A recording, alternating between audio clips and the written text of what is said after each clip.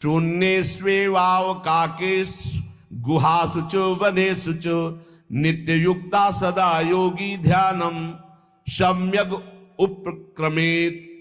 श्री दत्तात्रेय जी महाराज कह रहे हैं, बुद्धि को परमात्म चिंतन से इतनी बलवान बनाओ कि अपनी इंद्रियों के द्वारों से घसीट कर उसे भगवान में स्थित करो। हर इंद्रिय द्वार बंद, अंतर्मुख इंद्रियों को करके परमात्म चिंतन में लग। शून्य स्वेवावकाशेषु, एकांत स्थल में कुछ देर बैठने का अभ्यास करना चाहिए। एकांत सुख मास्यताम, 24 घंटे में 48 मिनट का तो रख ही लो शांत एकांत। अपने कमरे में शयन के समय आधा पौन घंटा अगर आप निकाल पावे, बड़ा आनंद आएगा। 24 घंटे आप सेवा दिनचर्या में लगे, आधा घंटे निकाल लो या 48 मिनट शांत बैठ जाओ। बिल्कुल कोई माला नहीं, कोई क्रिया नहीं, बिल्कुल आप इस बात को देखना करके शांत बैठो। पहले बैठ जाओ। अब देखो आपका मन कहां है, तत्काल देखिए। जो ही शांत बैठे, अब है कहां? जो सामने रूप आ रहा है, चाहे वो वस्तु हो, व्यक्ति हो, स्थान हो, उसमें तुम्हारी ममता है, उससे तुम्हारा संबंध है। वस्तु, व्यक्ति, स्थान, प्रभु आ रहे हैं कि संसार का कोई वस्तु, व्यक्ति, स्थान आ रहा है? यदि कोई संसार का वस्तु, व्यक्ति, स्थान आ रहा है तो तत्काल उसमें भगवत भावना करो, या वहां से हटा के तत्काल अपने गुरुमंत्र में लगाओ। शांत एकदम बैठो। अब उस समय जांच करो कितनी बार किसका रूप आया। प्रभु का कितनी बार आया, संसार, और जिसका जितनी बार आए उससे अधिक नंबर देखिए कि 5 बार तो उस पुरुष का आया, 5 बार उस स्त्री का आया, और एको बार प्रियाजू का नहीं आया। इसका मतलब अभी प्रियाजू में हमारा मन नहीं लगा, अभी यहां स्त्री पुरुष में, वस्तु में, व्यक्ति में, स्थान में लगा। जांच करो और हृदय में पश्चाताप करो। धिक्कार है, इतना समय हो गया, एक बार भी प्रियालाल का रूप नहीं आया। यही सांसारिक रूप आ रहे हैं, ये सांसारिक वस्तुएं आ रही। धिक्कार है हमारे मन को, धिक्कार है हमारे जीवन को। ये हम आपको आंतरिक बात कह रहे हैं। पूज्य भाई जी महाराज, जिस समय मन को धिक्कार दिया जाता है, जलन होती है, जब जलन होती है तो निर्मल होता है, निर्मल होता है, निष्पाप होता है, मल भस्म होता है। जो ताप अंदर मन में होता है प्रायश्चित का, उससे। अब बार बार सामने आपको जो गुरुमंत्र मिला है उसको लिखिए।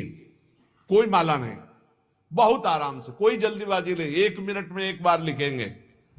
यहां कोई संख्या हम नहीं बोल रहे, यहां कोई आपको नहीं कि 108 बार करना है कि 50 बार करना, 5 बार करो केवल। हम कह रहे 5 बार आराम से लिख रहे हैं। शांत बैठे, खूब आराम से, बढ़िया रा, बहुत बढ़िया धा, राधा, राधा, रात। आप देख लीजिए, अब ये भाग जहां रहा है, पकड़ो, कहां भाग के जा रहा है? इस वस्तु से क्या संबंध है, इस व्यक्ति से क्या संबंध है, कितनी बार इसको छुआ है, देखा है, भोगा है, मिले हैं, सूंघा है, कितनी जन्मों में। धिक्कार तुझे मन, जो तू राधा नाम को छोड़कर, प्रियाजू के इस अमृत में नाम को छोड़कर भाग रहा है। फिर उसे लाओ नाम में, फिर लाओ नाम में। आप देखिएगा एक दिन उसी रा और धा के बीच में प्यारी जो और प्यारे जो मुस्कुराते दिखाई देंगे। देख लेना, एक समय 24 घंटे में ऐसा निकालो जिस समय आप अपनी अंतःकरण की वृत्ति को बार बार बाहर जाते हुए घसीट कर अंतर में लगाओ। हर समय साधन में लगे हो, लेकिन एक समय इतना साधन कर, जो गृहस्थी में हम कह रहे 10 मिनट शुरू करो भाई। 10 मिनट से 10 मिनट शांत होकर बैठ जाओ। 10 मिनट बैठने में क्या परेशानी, उस समय जांच करो। जहां जहां मन जाए वहां से हटाकर नाम में लगाओ।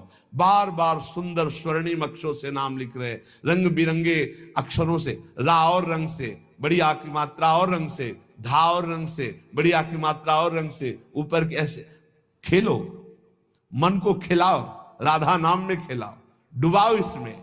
आप देख लेना, हमारी बात को समझ लो। केवल ये वो बात कह रहे हैं जो आपको प्रियाजू के रूप के ध्यान में डुबो देगी। यही राधा नाम रूप प्रकाशित करेगा। तेरो रूप कहत नहीं आवे, श्री हरिवंश कछुक जस गावे, वो रूप ये प्रकाशित कर देगा। तो कहना शून्य स्वेवाव काशेषु, एकांत स्थान में जहां आपको विक्षेप न पड़े। ऐसी वृत्ति के समय अगर आपको कोई शोरगुल सुनाई दे रहा हो, आपका अभ्यास दृढ़ नहीं, तो एक रुई को ऐसे कपड़े में करके, महीन कपड़े में 2 बना लो, ऐसे लगा लो, कान में लगा लो, आवाजें नहीं जाएगी। अब ध्यान करो, देखो साधन की प्रणाली। और जब अपने साधन की बात होती है ना, तो आप हजारों अलग अलग आवाज करो तो हमें बस इतना समझ में आएगा कि चिड़िया चहचहा रहे हैं, आवाजें निकल रही, बस हमारे लक्ष्य में कोई अंतर नहीं पड़ने वाला। और अगर डूबना हो गया तो आवाज भी खत्म, श्रवणेंद्रिय होते हुए भी शोरगुल नहीं सुनाई देगा। पर प्रारंभिक दशा में ऐसा चाहिए। अगर आपको बार बार विक्षेप हो रहा हो, विक्षेप तो इतना कि घड़ी का टक टक भी बर्दाश्त नहीं होता, मन है ध्यान में बैठे ना, वो पहली बार एक खिड़की खुला है, खिड़की खुला है, खिड़की, अब उठो पहले खिड़की बंद करके आओ। ये इसको बैठते ही देख लो कि कोई ऐसा प्रश्न तो नहीं कर रहा कि अमुक कोई बात हो, उसको निपटा दो पहले। हम सबसे पहला काम करते थे, अगर राधा वल्लभ जी के दर्शन करने जाने हो, हमें इत्र खरीदना, तो सबसे पहला काम हम इत्र खरीदेंगे। क्यों? ये दर्शन नहीं करने देंगे, इत्र खरीदना है। बार बार कहेगा इत्र हमें दर्शन में नहीं डूबने देगा, तो पहले हम वो काम सब कर लेते थे जो राधा वल्लभ जी के दर्शन के बाद कर रहे हैं। अब दर्शन में तो केवल दर्शन। ऐसे ही जब हम ये जो 20 मिनट 30 मिनट 40 मिनट समय की बात करें, इसमें जब आपको समय देना हो तो कृपया मन के लिए कोई काम मत छोड़ना, वो बिल्कुल फुर्सत वाला। इसलिए हम कह रहे हैं सोने जाने के समय कि अब हम शयन करने जा रहे हैं, उस समय आप समय दीजिए। और अगर ये पहले ही बार में कह दे कि अमुक अमुक अमुक, तो तुरंत सुधार दीजिए, नहीं पूरे ध्यान में वही चलाएगा। वो बहुत बहुत ही विघ्नकारी रहता है जब तक निर्मल नहीं हो जाता। और जिस समय नाम पकड़ने लगता है, हे ऐसा आनंद आता है कि केवल रोने का मन करता है। आप इसको करिएगा जरूर, एकांत स्थल पे करिएगा। और जब ये करने विघ्न करे तो कान में श्रवण होता रहता है शोरगुल। तो ये हमने किया है प्रारंभ में, रुई में ऐसे, और एक महीन कपड़ा का बना के ऊपर कपड़ा से ऐसे और ऐसे खूब ठास के भर ले, अब आवाजें ले जाएगी। अब अंदर राधा राधा राधा आनंद आएगा। ये श्री दत्तात्रेय जी महाराज कह रहे हैं वागदंड, जिसने वाणी को वागदंड मौन में स्थित कर दिया। वागदंड ये प्रपंच की वार्ता नहीं बोलनी, भगवद वार्ता केवल बोलनी। वाणी को दंडित करो, ये बहुत चटर चटर प्रपंच की बातें करती, नाम जपने में इसको थकान लगती है, प्रपंच की बातें करने में नहीं। इसलिए इसको मौन के द्वारा वाणी को शासन में रखो, या तो भगवत चर्चा या मौन। दूसरा कर्मदंड, जो सन्यासी होता है वो निष्कर्म अवस्था की तरफ बढ़ता है। प्रापंचिक कर्मों को करते हुए भगवान नाम स्मरण करके यदि कर्म समर्पण कर दिया जाए तो वही गति प्राप्त होती है। ये तो सर्वाणि कर्माणि मयि सन्न्यस्य मत्पराः। प्रापंचिक कर्म है, व्यापार नौकरी आदि नाना प्रकार के, लेकिन इन कर्मों को भगवत स्मरण करते हुए किया जाए, भगवत समर्पित कर दिया तो वही गति प्राप्त होती है जो निष्कर्म अवस्था तो प्राप्त सन्यासी की होती है। 3 दंड होते हैं, वागदंड, और एक होता कर्मदंड, शरीर को निश्चेष्ट रखना, निष्क्रिय रखना, और मनोदंड, मन को निसंकल्पित रखना, कोई संकल्प न बनना। इसे संन्यास भाव को प्राप्त महापुरुष की अवधूत स्थिति तक पहुंचने का यह रास्ता है। वागदंड, कर्मदंड, मनोदंड, वाणी को मौन के द्वारा, शरीर को निश्चेष्टता के द्वारा निष्कर्म स्थिति के लिए, और मन को निसंकल्पता के द्वारा, कोई संकल्प न बनावे, ऐसा का ऐसा, ऐसा नहीं, जैसा प्रभु जब जाए चाहे जैसा, हमारा कोई संकल्प विकल्प नहीं। वाणी से भगवत चर्चा, शरीर से भागवतिक कर्म, नहीं तो सांसारिक विरत बहुकर्मा, निरत निरंतर सज्जन धर्मा। अब एक परम धर्म की बात का वर्णन कर रहे हैं। गृहस्थ धर्म में जैसे है, या जिनके पास बहुत अर्थव्यवस्था है, उनको चाहिए कि गौ सेवा से बहुत जल्दी शरीर पवित्र होता है, हृदय भी पवित्र होता है, और गोविंद भी प्रसन्न होते हैं। यदि गावः प्रदक्षिणीर कार्या वंदनीया ही नित्यशः मंगलायतनम दिव्याः सृष्टास्त्वेता स्वयं भुवा। यदि गाय घर में पाली जाए या गौशाला खोली जाए और गौओं की सेवा की जाए, जिनके पास अर्थ है, भाव है, भगवान स्वयं श्री कृष्णचंद्र जी ने गौ सेवा स्वीकार की, गौवें चराई। गौओं की परिक्रमा करने से, जैसे आप प्रभु के बिहारी जी के मंदिर की 4 परिक्रमा करें तो जो फल आपको मिलेगा वही गाय की 4 परिक्रमा कर ले तो आपको प्राप्त हो जाएगा।